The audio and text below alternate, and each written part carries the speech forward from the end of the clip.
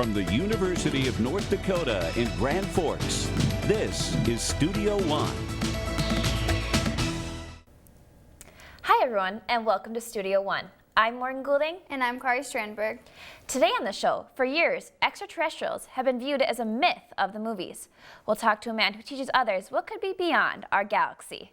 Also, college students work on campus during all hours. We'll show you how one university routinely works to keep students safe, no matter the hour. But first, President Obama has announced that the United States forces will remain at the same level in Afghanistan for longer than first anticipated.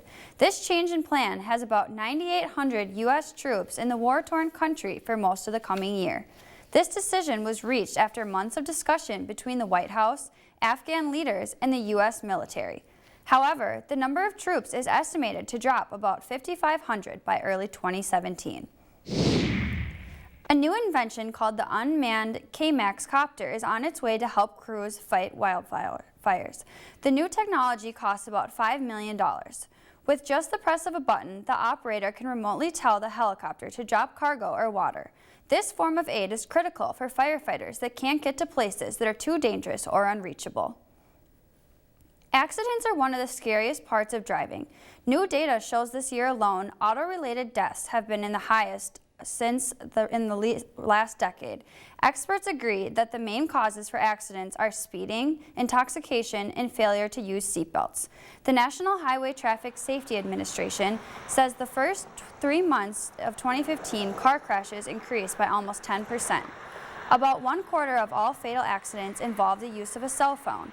However, many new cars feature devices that allow drivers to make phone calls and voice commands through the vehicle's speaker system. I mean, it's at least keeping your eyes on the road. You're not looking at things in your car or reaching down for phones or anything. But the National Safety Council discourages any type of distracted driving. In fact, it's in favor of a nationwide ban of cell phone use while driving, including hands-free. It may become harder for people to get their fill of pizza, muffins, and cookies. A study conducted by the University of Minnesota finds a vast majority of the world's wheat supply could be in jeopardy. The danger comes from a fungal crop disease called stripe rust. The study concluded that 88% of wheat is at risk for contracting this disease, which has already been found in 27 U.S. states. To fix this problem, the U of N recommends that the United States spends $32 million a year investigating the pathogen and how to stop it. Student safety is one of the top priorities for many college campuses. The University of North Dakota Police Department is using student feedback to make its community safer. The safety of students is always on the mind of the University of North Dakota's Chief of Police. A large part of his job is listening to their concerns. I think it's important to have student, faculty, staff, and community feedback on lighting issues. Every fall, the department invites the community on a campus tour to look for safety improvements. And we get to address concerns such as lighting levels across campus, bushes or shrubbery that may need to be cut back to increase the level of lighting. While lighting is the main focus for the tour, Chief Plummer is looking to make the campus safer in other aspects as well. With funding from the State Board of Higher Education, UND plans to install surveillance cameras in student parking lots to prevent vandalism. Students said that, you know what, there are cars that are left out there for long periods of time, and they would expect to see some kind of protection in these particular locations. Electronic door access is another concern that UND will be addressing. The university will eventually begin to install doors on academic buildings of high use that can be unlocked by swiping a student ID. We have a lot of graduate students and undergraduate students that need access to do projects late into the night. Many of these safety improvements come from students communicating with police officers at events like the lighting tour. So it's important for me to be able to walk with them in their shoes and to say, these are your concerns, they're important to me, let's see what we can do to address those issues. That communication is key to allowing Chief Plummer to keep the UND campus safe. With photographer Jake Ocken, I'm Brian Rogers, reporting for Studio One. UND also plans to add academic safety programs that talk about drug and alcohol abuse and sexual violence. The police asked the campus community to stay in touch by following them on the main social media platforms. And that's the news for now. Thanks, Kari. Let's go now to Emily Pogatshnik for the weather news. Emily? Thanks, Morgan. Here in the weather studio, we've been taking a look at flooding in Thailand. In some areas, it's got as tall as waist deep. And the flooding came quickly overnight with heavy rainfall, forcing evacuations during the evening or during night. And the Royal Army has sent out troops to try and get the drainage situation under control, and they've pretty much got that handled in about 3 hours. In Texas, there's been some brush fires outside of Austin. It forced evacuations for a area with some campers, and people are remembering the forest fire, or the fires back in 2011 that were the most destructive fires in Texas history. And wildfires, they can go or become bigger very quickly with winds. And here we're going to take a look at the polar jet stream, which is a stream of air that runs very fast, about 275 miles per hour, or about 4 to 8 miles above the Earth's surface. And in the winter, in the fall, excuse me, hangs out in central Canada with the cold air here and the warm air down to the south of it. And it dips down into the United States, bringing a shot of cold air. It only lasts for a couple of days before it moves back up into Canada. But as we continue on into winter, we'll see that jet stream move down into the central part of the United States, kind of hanging out there for most of the winter. And since we are getting deeper into fall, a lot of beekeepers around the area have to be careful on how they take care of their bees. Most times, if you see smoke coming from someone's backyard, it could mean trouble. But in Paul Knight's backyard, smoke means something sweet. Bees dying all over the nation, and so I thought, maybe I'll just try it myself, mostly out of the desire to learn a new hobby. Many people stay away from bees. However, Paul knows how to handle them. Concentrate on paying attention to them, and if they're getting agitated, I'll either use more smoke or walk away. Smoke helps to calm bees. It simulates a fire near the hive. The bees turn their attention to their honey instead of the beekeeper. Winter is another threat to honeybees. Most bees left here, unless they're prepared properly, will die. Bees start to prepare for the winter during the fall. They collect nectar and pollen, they put it in a honeycomb and create honey, and they'll eat that all winter. Winters in North Dakota are harsh, and thus honeybees' health is important. And so the honey itself is like a health food. And so they eat that and they create their own health. Paul says the bees need enough honey to last them through the hard winter. He also plans to insulate the beehive to help them survive. I am Samadhi Herat, reporting for Studio One. And the hives have to keep an internal temperature of about 55 degrees Fahrenheit, otherwise the bees could perish. And that brings us to our weather question of the week. What was the fastest wind gust ever recorded in the United States? Is it 96 miles per hour, 187, 231, or 302 miles per hour? Now, Morgan, this actually held the record for about 60 years for the highest wind gust in the world. All right, well, thanks, Emily. Now, Kari has a sports story for the day. Kari? Thank you, Morgan. A century ago, men and women did very different things. This group of women is a great example of how things have changed. Clenched teeth, injuries, and intensity. These are just 3 things found during a rugby match. These women live for their chance to be on the field every Saturday. Rugby is brutal, it's violent. It is a battle, 80 minutes. Most people consider rugby to be a men's game. But these women have other ideas. I think it's a good opportunity to make girls feel powerful, and a lot of the girls that come out here are pretty shy naturally. College is a stressful time for many, but this homecoming candidate says that rugby is a great release. During games, you get to let out all that stress that was built up, and it just is nice and refreshing. Winning is another thing that keeps these women going. It's like everything about rugby involves teamwork. There's nothing that anyone does alone. Most women may think they are too small or too weak. However, Kylie says that isn't the case. It takes the fast people, it takes the slow people, it takes the strong people, it takes the short people. It's one of those sports where it just automatically draws you in, and you want to do everything about it, you want to learn about it, you want to go and tackle more people, you want to just play more games every chance you get. But it's not just about personal empowerment for these women. It's about teamwork, dedication, and success. I'm Andrew McCarthy, reporting for Studio One. The UND Sweet Demons recently beat their in-state rivals and continue their dominance. They're considered a club team and have both in fall and spring seasons. And that's the sports story for today's show. Morgan, I've never tried rugby before, but they looked like they're having a ton of fun out there. Yeah, and it was great to see them being so competitive. Definitely. Thanks, Kari. In 1982, the sci-fi movie E.T. warmed the hearts of many with its lovable extraterrestrial character. But the actual idea of life beyond Earth has left some confused and afraid. Next, we'll talk to a professor who looks at the stars for answers.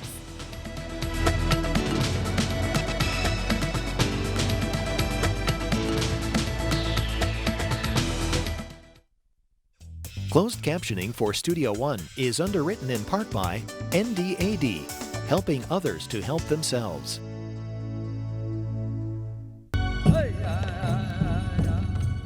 For me to go to college, it was a big step knowing that I'm pursuing a better future for myself.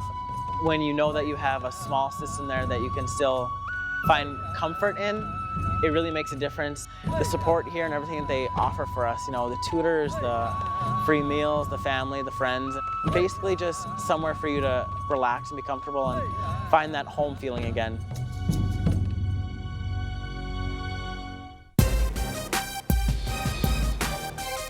Yeah, okay, science meets imagination. Life changed by innovation. Through the future of our nation. Engineers the occupation. UND College of Engineering and Mines. Invest in your mind to stay with the times. Formulas, machines, and all that's in between.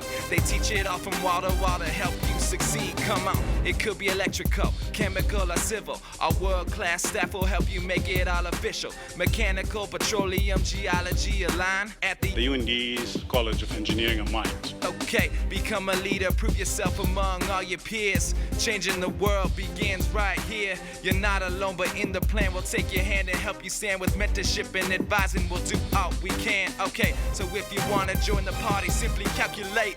The math adds up, so never think to hesitate. Education, leadership, and dreams combine at the UND College of Engineering and Mines.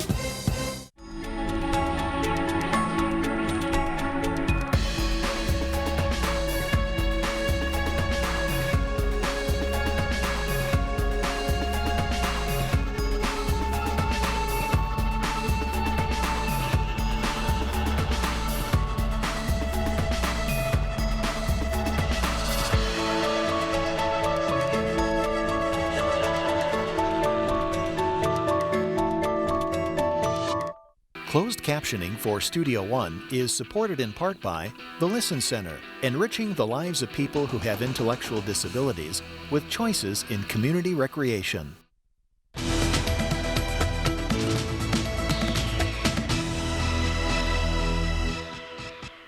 There are more than 200 billion stars within the Milky Way galaxy.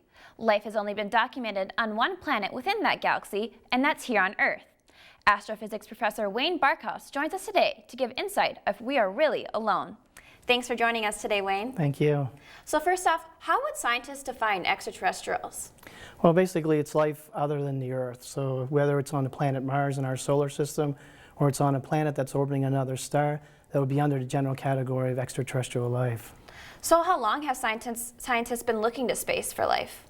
Well, people have wondered about whether there's life elsewhere in the universe for as long as they began to wonder about anything, or when we became self-aware of our environment. And so people hypothesized thousands and thousands of years ago that there may be life on other planets. Some of those people got in trouble for those views because it goes against philosophy and religion at the time.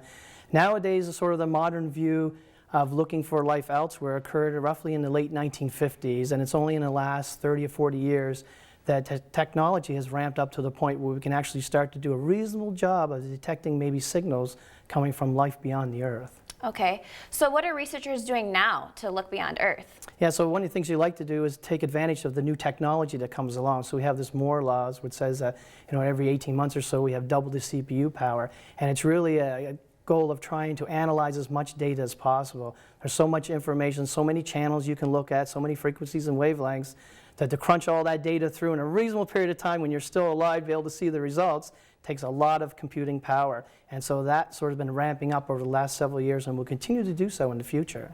So I know there's new technology like telescopes. Can you talk a little bit about that? Sure. Recently, back in July, there was a Russian billionaire that gave $100 million to support the SETI program. So it's a 10-year program of buying time on different radio telescopes around the United States and the world to try to see if they're able to detect signals coming from other civilizations. And today, we know a lot more than what we used to, even back in the late 1990s. There are literally thousands of planets around other stars that we know of that exist. And by looking at the numbers, the statistics, you can hypothesize to a good measure that every star at least has one planet, which means there's literally hundreds of billions of planets in our Milky Way, and therefore trillions and trillions of planets throughout the universe.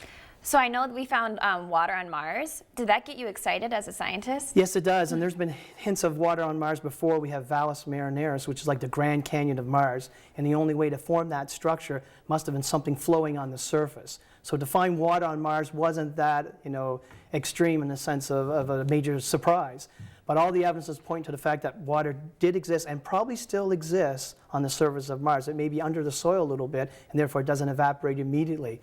And so that's what you need, of course, for life as we know it to exist, as one of the ingredients. Okay. So I know scientists have received a couple notable signals. What were they? Yeah, so the famous one that people like to always mention is a signal called the WOW signal. So that was found back in 1977 by a radio telescope at Ohio State University in Columbus. And so one astronomer came in one morning to check the recording tape. Back then it was like the dot matrix printer. So you look at the roll of paper and they found a huge signal that was detected prior. And so they turned the telescope to that location, but that has never been observed before. It was only that one time. So that could be instrumentation problems, or it could be that the aliens were just happening beaming their signal towards us that moment in time and didn't repeat, sort of like the lighthouse effect, if you can think of that. So we don't really know. Okay. So what do you think films and movies have done to us thinking about aliens, like Star Trek and that kind of stuff? Well, it actually captures the people's imagination. So movies like that are very important to keep it in people's mind that, it's a significant discovery life would be if we could find it elsewhere other than the Earth, and something we've always been looking for. And you don't have to be an astrophysicist to think about these things. As long as you can wonder about the universe around you, you'll always wonder if there's possibility of other life out there. So what's personally your belief on what's beyond Earth? Well, if you look at the numbers, like I said before, with trillions and trillions of planets, I'll put it in reverse and say, what is the chance of life only occurring on one of those planets? It seems like it's pretty small. And if anyone's seen the movie Contact, there's a phrase in there that people use, Jodie Foster, who played the astronomer in that movie, is it would be an awful waste of space if there wasn't life elsewhere in the universe besides just the Earth. So what's the main thing you try to get across to your students? What I try to give across to my students is the fact that you need to think in terms of diversification. Just because we have carbon-based life forms on the Earth, that doesn't mean that there's carbon-based life forms on other planets, and that's the only way you can have life. Life could originate, for example, that has to deal with silicon or other elements. It doesn't have to be carbon-based. And so we need to be very careful how we define life to make sure we don't step on other critters, if you like, if we're exploring other planets. But so why do you think it is important that we research this stuff, though? Yeah, so first of all, it's pure discovery, for one, and it's exciting. And people want to know what's behind the other hill, for example. And so we want to know, are we alone? But one thing to think about is, do societies advance to the point where they develop nuclear weapons, and after a period of time, they destroy each other? So if you find a civilization in our Milky Way, our own galaxy, it's probably going to be millions of years more advanced than us. And so obviously they've gone through that point of developing those type of weapons and have survived. And we would like to know if that's what our future is as a species. All right. Well, thanks for joining us today, Wayne. You're welcome. Time management is essential for goals like graduating college and starting a business. Coming up, one man's creativity is helping him stitch together class and career.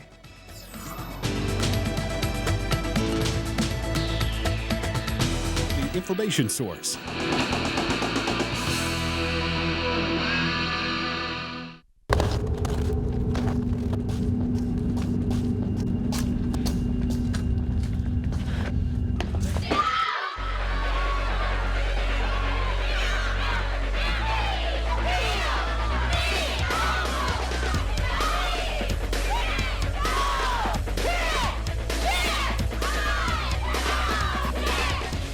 It's not the size of the woman in the fight.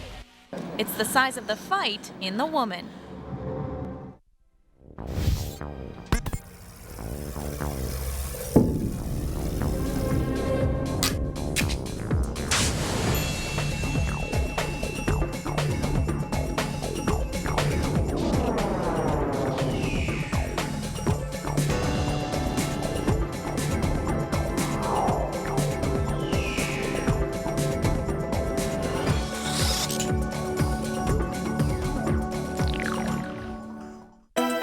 Dakota is facing challenges in healthcare delivery. The University of North Dakota School of Medicine and Health Sciences is building a place to help meet the state's healthcare needs. In addition to a new structure, we're also building interaction between healthcare professionals while building a workforce through expanding class sizes. We're inspiring our youth to engage in healthcare careers and exploring ways to reduce disease. It starts here and ends here, building a better future for North Dakota. Really admire the faculty. They're the ones that kind of helped push me through this. Courses are hands-on and interactive. The communication program has so many different facets to it. One of the great things about the staff in the communication department is that they love what they do. They encourage you to really critically think and analyze everything you're learning. They're so into it, and it makes you want to be into it. To have the future you want and a career you'll be proud of, you'll need a great education. The University of North Dakota can get you there with more than 225 degree programs, preparing you for today's fastest growing, high demand careers, like medicine and health professions, aerospace, business, engineering, and energy. Schedule your campus visit today at und.edu/go, because to succeed, you need to be exceptional. If you would like to attend a live show, go to our website at studio1.und.edu. A new romantic horror movie combines mystery and romance, keeping viewers puzzled and on edge. Crimson Peak is the story of a young author named Edith who is torn between two rival admirers. She must choose between her childhood companion or a mysterious outsider who embraces who she really is. After a family tragedy, Edith follows her irresistible mystery man to a luxurious Gothic estate, but the two are not alone. The monsters were so beautiful. They're heart-wrenching, and Guillermo has a story for each of them, the ghosts, and why they look a certain way. The production designer's goal was to make the house the film's most fearful character. Performers were blown away by the set, saying they felt the house was alive. The mansion is complete with stairs and hallways and combines 10 sets into one, allowing fluid camera movement from one room to another. Crimson Peak is set to release October 16th with an R rating. Soda industry executives say public concern over the artificial sweetener aspartame has caused a decline in diet soda sales. Some studies have linked aspartame to headaches and migraines, along with more serious health problems. PepsiCo recently replaced aspartame in Diet Pepsi with a healthier artificial sweetener called Splenda. Executives hope it will help increase sales. We wanted to know whether chemicals sway your decision to buy a certain food or drink. Yeah, I don't really drink pop, but if I did drink pop, it probably wouldn't matter to me whether or not it had aspartame in it too much, so probably no. I would not buy it with that chemical in it, just because I don't drink Diet Pop. I think it has a bad taste to it, and I don't know exactly what's in the chemical. No, because there is harmful chemicals in everything we eat and drink, so it doesn't really bother me. No, aspartame does not influence my opinion at all. I would rather be drinking aspartame, and I'd rather see people be drinking aspartame than real sugar. Actually, no, but I know it does my children, and I too do not drink much soda or pop at all. I drink water and iced tea and coffee. No, they don't. Everything has chemicals in them. Yeah, they do. They do influence me. You get one body in a lifetime. You just got to keep it healthy. A comment on Facebook from Jackie in Apple Valley, Minnesota. Aspartame is banned in our household. We do not drink soda as a general rule. However, I would absolutely give my kids a soda fully loaded with sugar rather than give them anything diet. Nick from Northfield, Minnesota says, I don't consider myself a healthy person when it comes to what I eat and drink, but I will not touch anything with any artificial sweeteners. That should say something in itself. Some students worry about following the latest clothing trends. A student in Grand Forks, North Dakota is giving people another choice for fashion. Nick Thompson has always had a passion for three things: entrepreneurship, clothes, and design work. He had a vision in 2012 that he decided to make real. So I brought all three together and created what is now Hatchet Apparel. Nick's creations require a little personal thread work and some outside help. I knew I had to do an internship for graduation, and I thought, hey, might as well intern with Hatchet. A lot of my hats just say Hatchet Apparel up to this point. Hatchet Apparel has helped Nick continue his educational journey. After taking some time off of school, he re-enrolled to sharpen some of his skills. Then I enrolled for classes again. I was originally a biology major, and this was my push to become a graphic design major. And this learning experience isn't just for Nick. His intern is also getting a network of opportunities. It's my first time working hand in hand with advertising and marketing, and then just seeing it strive is just really makes you feel successful. Although many brands have a target audience, Nick says that he wants his line to be intriguing to everybody. One unique thing about it is it's what really the consumer makes out of it and the individual makes out of it. Nick loves it when he's walking down the street or into a coffee shop and sees somebody wearing Hatchet clothes. It's a really great feeling seeing people supporting and enjoying the work that I'm doing. Many of his shipments stay within the United States, but Nick has shipped to places as far as Paris, and it all started with a small sewing machine and a big dream. Hatchet Apparel's fall line is set to come out this month and features some new designs that Nick drew up himself. Morgan, I think it's great that 2 students are having such a positive impact on the business world. Yeah, and those clothes looked awesome. Like, people would really enjoy wearing that. I agree. Thanks, Kari. Now Emily joins us in the studio with a final look at the weather. Emily? Thanks, Morgan. As we look at our temperatures for the next week, we're going to be well above average for most of the country again, with a lot of the heat hanging out in Michigan and Wisconsin. For precipitation, we'll see most of the country getting a little bit here and there, with most of it hanging out in Texas and Oklahoma, with the western and eastern coasts both being pretty dry. And that brings us back to our weather question of the week. What was the fastest wind gust ever recorded in the United States? That is actually 231 miles per hour. It happened in Mount Washington in New Hampshire. And Morgan, it is still the record holder for the fastest wind gust observed by man. Well, that's scary fast. Yep. Thanks, Emily. And that's our show for today. As always, you can follow us through social media or get more information on our website. From all of us here at Studio One, have a great week.